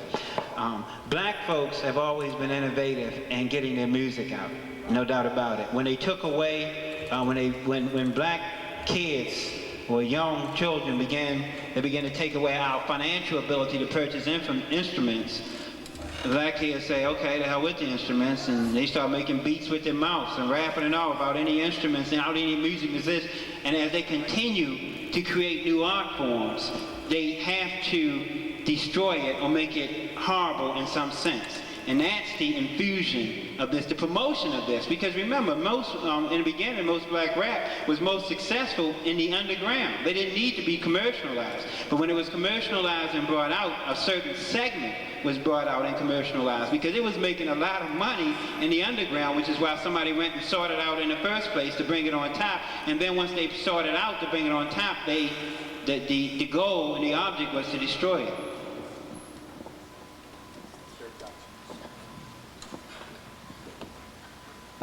How you doing, brother? Good. Okay. I have a question. When the Oklahoma City bombing occurred, the white media had like all this exposure about these like militias in like Montana, Michigan, and like all around the Midwestern states. And I think what it did on a subconscious level is put in people's minds that the white supremacist groups are like in those areas, like Iowa, Idaho, and everything like that, and the militia groups.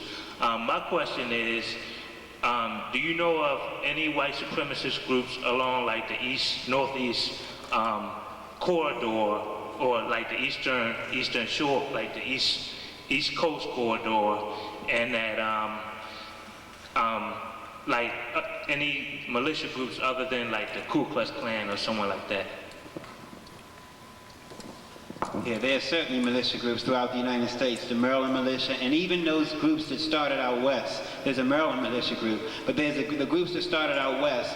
They have talked about in their books and in their documents about leaderless cells, which mean they are set up in every single state to wreak havoc and to attack black folk, no doubt about it. They make it plain and clear with leaderless cells. So they're across the country in every particular cell. And what I hope would happen is that when we hear information from the white media anyway, then if anything, we won't accept it at face value, but it certainly should send us to do further and more detailed research. The sad part about it is that we had to wait to the Oklahoma bombing just to recognize that they even exist when the information is out there consistently and constantly. They didn't have to tell us about the terror of blowing up a federal building when they've been lynching us for years. So the sad part about it even had to come up that way because, again, the information is out there about these groups' existence, arming, increasing their arms, and their philosophy of coming in to urban areas. That is their plan, to come into the areas where blacks are, to kidnap us, kill us, and things of that sort. That is written in their plans. That's written in the Turner Diary, where they talk about the bombing of the building being first and then causing 8 years of wreaking havoc on the black community that would end in a race war that they will be prepared for, that we won't be prepared for because we'll be controlled by gun control and weapons laws. That is in their book, the Turner Diaries. And they started that when they did the Oklahoma bombing. That was supposed to be the first incident in their Bible of the Turner Diaries.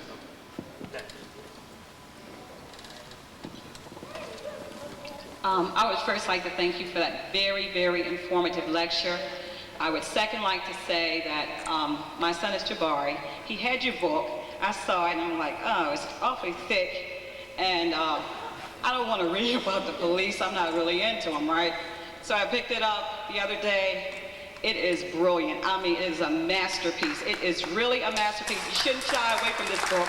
It's a book about life in Baltimore, and I like the way that you give credit to your brothers for, even though they had a lot of problems, they were very key in getting you to where you needed to be, because we sort of tend to write off the drug dealers and the drug addicts. Oh, good, another one's killed. But you gave a lot of credit to people who helped to make you who you are right now. But the question I wanted to ask you is what the brother asked me just before me, was about the rise of the state militia groups, because I think it's really key what's happening with the state militia groups.